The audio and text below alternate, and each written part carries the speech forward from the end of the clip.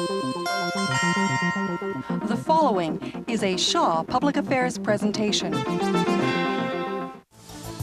Constituency Report is produced as a public service by members of the BC Legislature through the facilities of Shaw TV.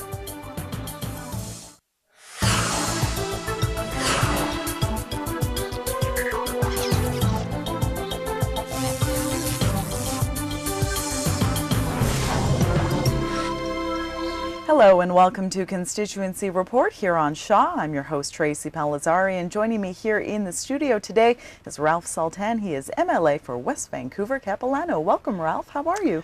I'm very good, Tracy. Good to be back. Yeah, great to have you here. Let's begin in your writing. You recently published a child poverty report, and this was in response to a study done by the group First Call. Now, before we get to your findings, tell us a bit about what First Call found and why you felt the need to respond. Well, First Call, which is a coalition of social activist organizations, has for a number of years been publishing a study every year, which is really just republishing a lot of Statistics Canada data from Ottawa. And the headline generally runs something like the following: British Columbia has the highest childhood poverty rate in Canada. And then last year they published a subsidiary set of numbers showing that West Vancouver had one of the highest childhood poverty rates in all of BC. Oh, wow. My riding, which is more commonly associated in the popular mind with million-dollar homes. So I thought, well, what's going on here? And I thought I'd better try and find out. So you undertook your own study. What was the scope of that study and what did you find? Well, it was a massive data crunching exercise drawing on the work that I used to do at Harvard years ago. And I was trying to find out what is it that explains these high reported statistics for lower income in West Vancouver families, high incidence. And it was partly an attempt to sort of debunk, because I knew there had to be something wrong with the numbers, and I certainly found lots to things that were flawed in the data. But what I hadn't expected was to find two striking factors that are associated with lower incomes, even in a place like West Vancouver, namely immigrant population and single mothers. So that was sort of not quite what I set out to find, and I have been working on that big public policy issue ever since. Can you go into some of those details, of some of those surprises that you found? Well, you know, we spend a certain amount of money on immigrant settlement, but I don't think we appreciate the struggle that people, whether they come here from Iran or China or Mexico, have to try and fit into the Canadian culture and the Canadian economy. And I think we've got to work a lot harder, because we're adding about 1% of the population every year. And if these people are going to be productive citizens, they have to presumably earn at least average incomes, and they're not. So that's one important element. Even more of a surprise to me was the extent to which single mothers are struggling. And while we spend 10% of the total government budget targeting lower income families, I don't think it's targeted probably where it's needed the most. So what's ahead now that that study that you've done is completed? Well, it's quite technical. It's 100 pages long. It's not probably something you'd want to take to bed and read. I have taken a look at it. It's targeted to the policymakers and analysts in government and the think tanks. So I've distributed about 250 copies. I want to influence the people who are making social policy and influencing government programs, and I think that's beginning to happen. Well, families are being supported through a boost to the minimum wage. Tell us a bit about how this incremental increase will work and how significant it will be for these workers. Well, I guess, as you know, we really dragged our feet in adjusting the minimum wage, which was $8 for ever so long, and our friends on the other side of the House really turned up the heat year after year after year. And I think the sheer politics of the situation required us to make a move, and one of the first decisions of our new Premier, Christy Clark, was to submit to the caucus and cabinet to raise that minimum wage to $10.25, more than a 25% increase. It's significant. Absolutely. The consequences, though, were not particularly emphasized. It's politically very popular. This is a real vote getter. But all the studies also indicate when we raise the minimum wage, we lose a certain proportion of those lower income jobs. Businesses just find they can get along without people if they have to pay a higher wage. So there's a cost to be paid in terms of employment, which we shouldn't overlook. The harmonized sales tax also still a point of discussion in the community, and we now know we're going to a mail-in ballot on this issue when it comes to the referendum. That's right, as promised, and in fact as required by legislation. The proposition of whether we keep the famous HST will be put to a mail-in ballot in June. I think the ballots have to be returned by July 22nd, if my memory serves me. And the people will decide. Should we keep the HST or go back to the old PST? Now, some people think, let's just get rid of the HST. That would be nice. I think it would be nice, too.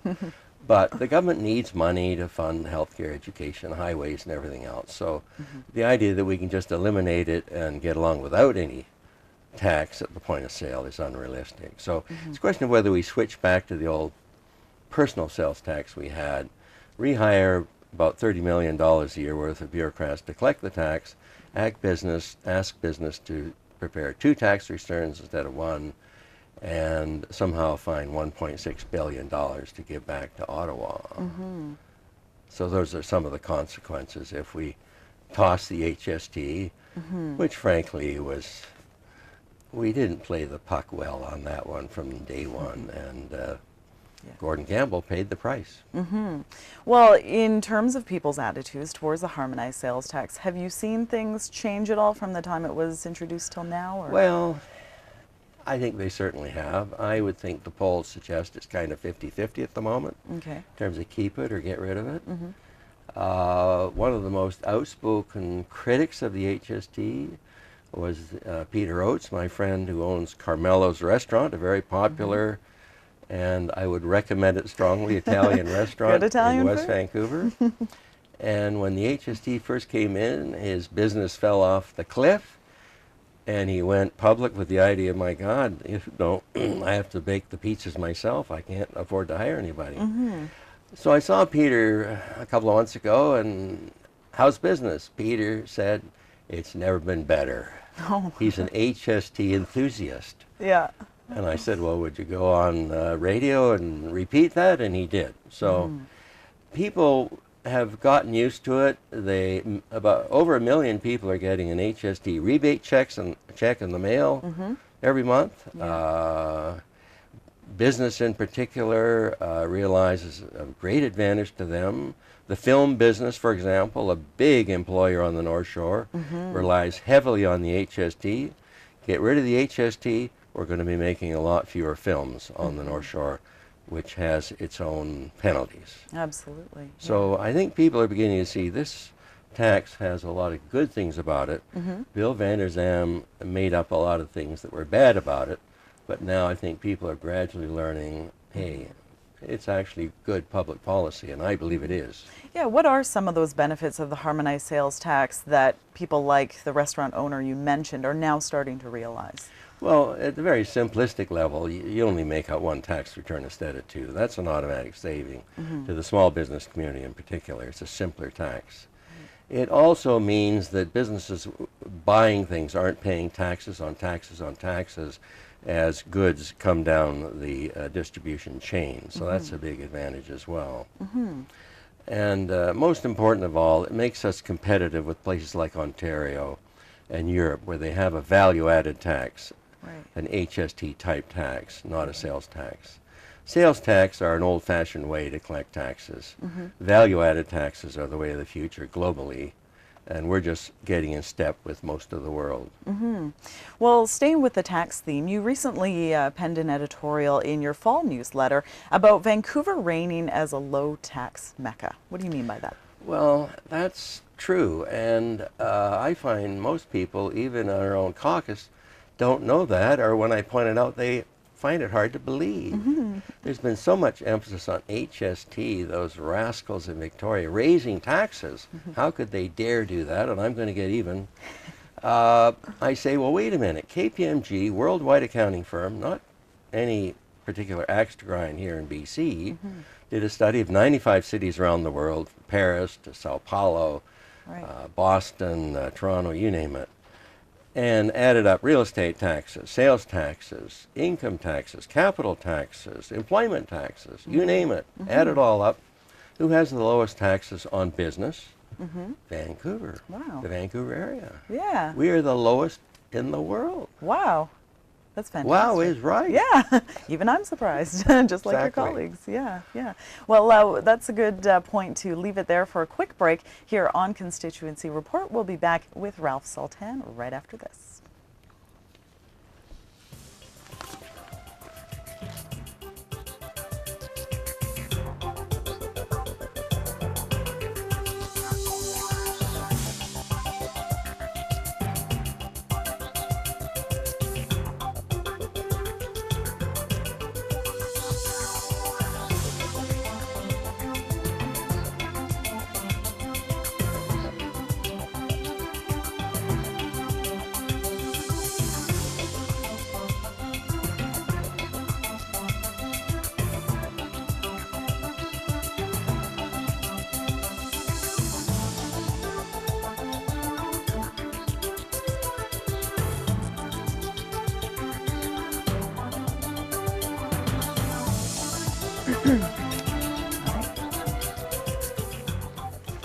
And welcome back to Constituency Report. I'm Tracy Palazzari, joined of course by MLA Ralph Sultan. He represents West Vancouver Capilano.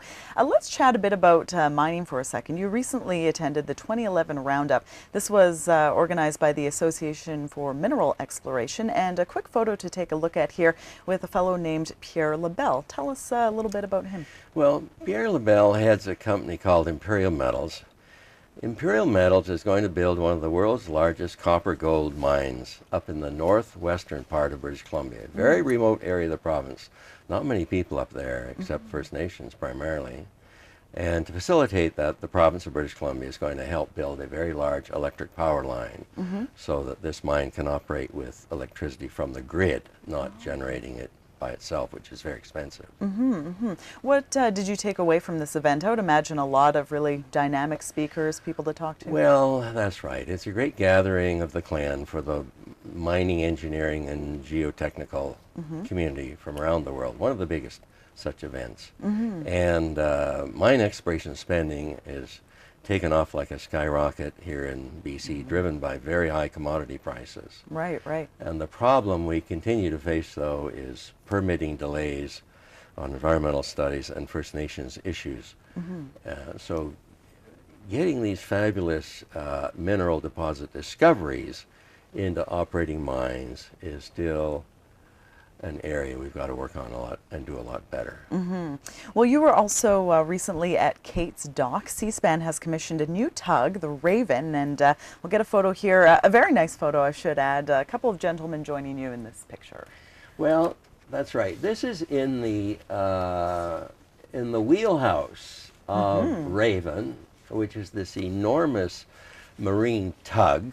I mean, you could push the Queen Elizabeth around very easily with this enormous vessel. It's almost the size of a BC ferry. Oh, wow. And the wheelhouse doesn't have a wheel. It has a little joystick like you might see on a kid's computer game.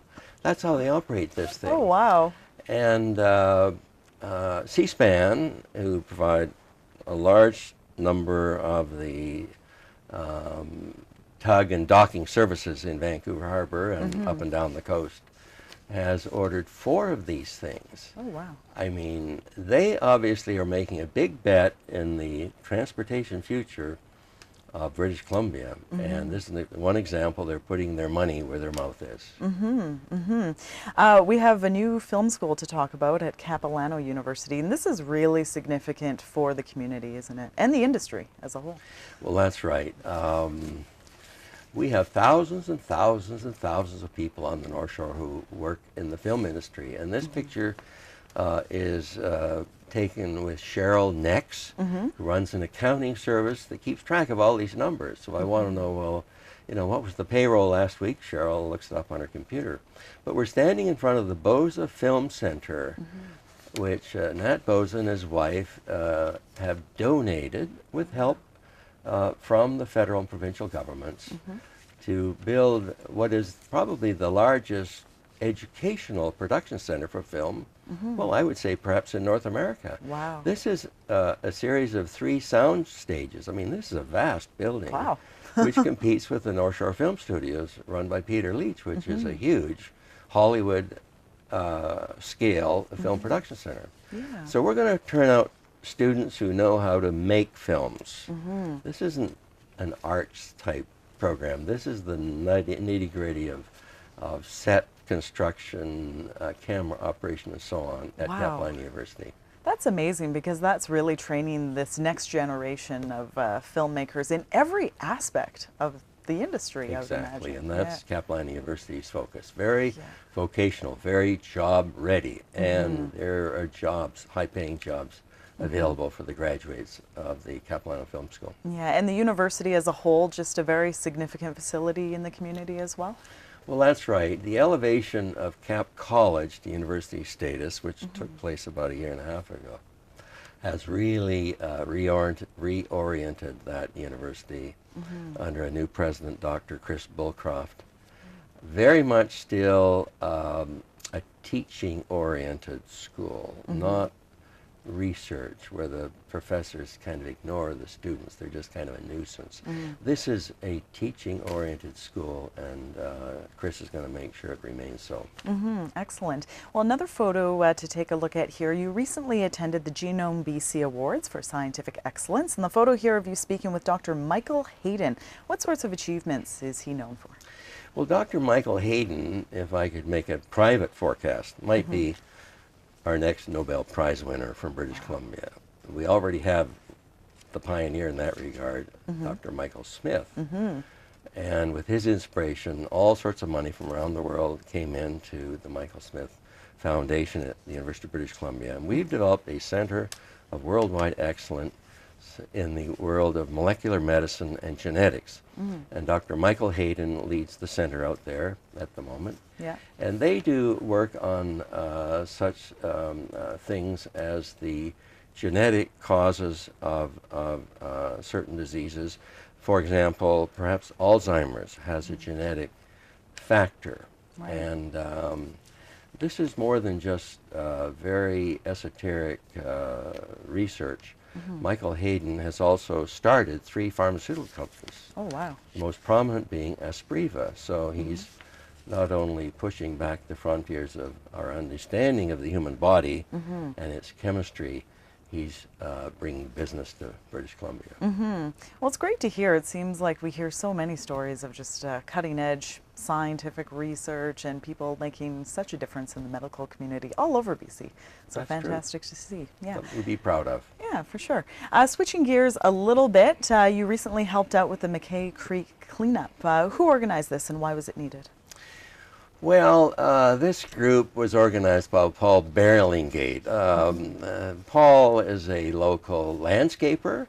He does this as a volunteer effort. And this was a typical, I think they call themselves currently the North Shore Wetlands Group. McKay Creek, which flows down from Grouse Mountain into Burrard Inlet, goes right through parking lots and shopping centers and houses, and it is also an important stream for salmon and fish reproduction. So the purpose of this get-together on the weekend was pull some of the trash out of McKay Creek. We found a whole car that somebody's abandoned there. Oh my. I mean, it's quite dreadful the way some people are treating our wild rivers.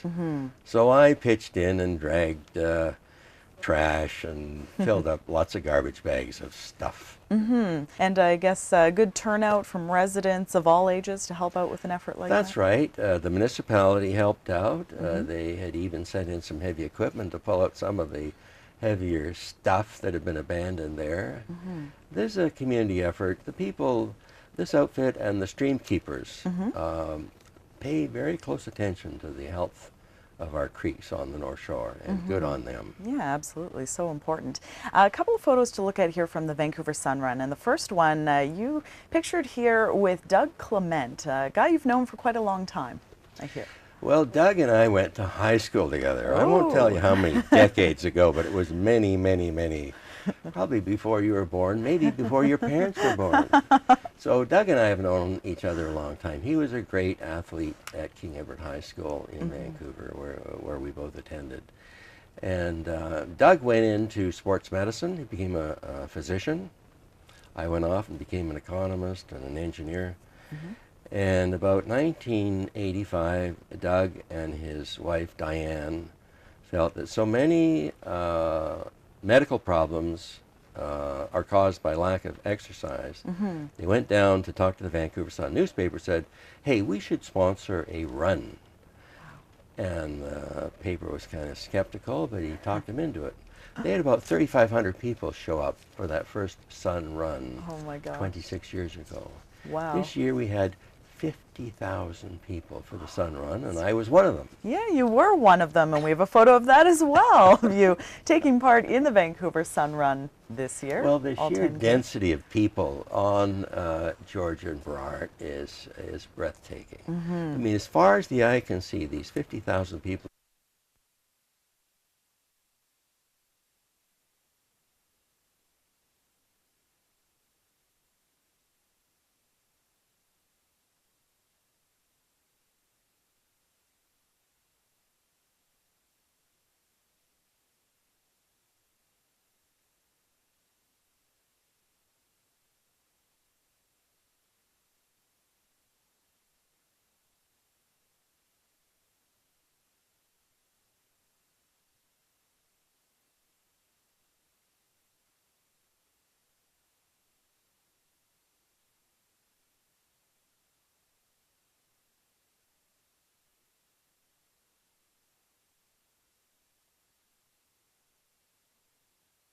Yeah. and alphabetically they've got everybody's name in it and the time that you took to complete the course, which they measure through an electronic chip they tie onto your shoe. So you get your name in the newspaper. Now the print is a little bit small, you have to squint to see it. But if you want your name in the Vancouver Sun, come out for the Sun Run next year. Well, it motivates you to go faster too when you see how well your neighbors did, family members. Well, switching to the arts, a very colorful photo to take a look at here. This was the children's opera Cinderella at Ridgeview School. How was this event? Well, the Vancouver Opera, under the very inspired leadership of Jim Wright, spends quite a bit of money every year sending a component of the Vancouver Opera Company around to schools.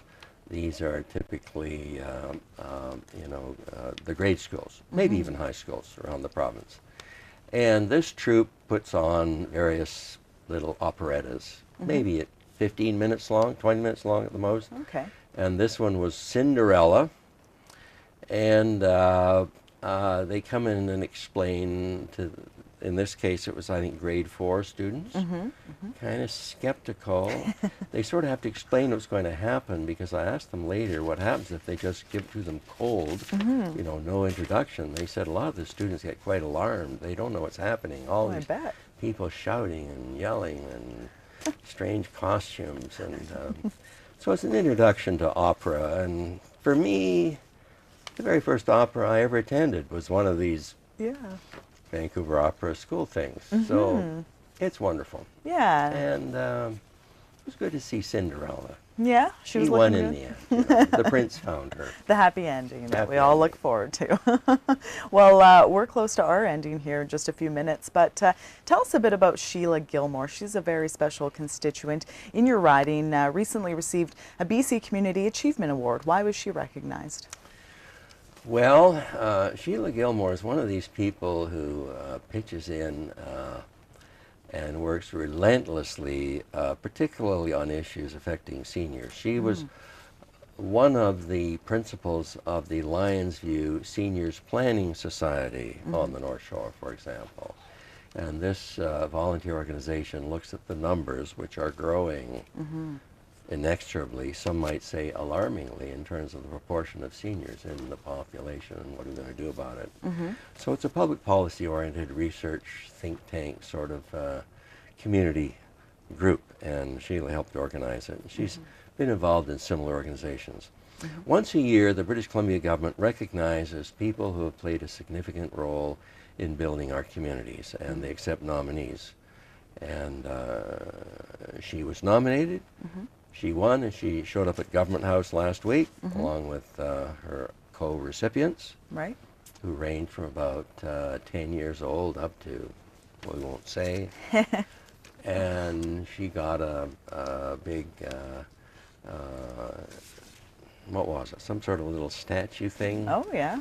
And got up there to shake hands with the Lieutenant Governor. Oh, what an honor. And Kevin Falcon, who Deputy Premier, and everybody cheered. And it was just recognizing the people who make British Columbia communities the high-quality places they are. Yeah, so important to recognize those special people, success stories in ridings like yours, West Vancouver Capilano, represented by MLA Ralph Sultan. And thanks so much for being here today, Ralph. Well, it was great to be here, Tracy. Yeah, great chat. And if you'd like more information about some of the topics we've discussed with Ralph today, you can visit his website. It is www.ralphsultanmla.ca. Thanks so much for watching, and join us next time.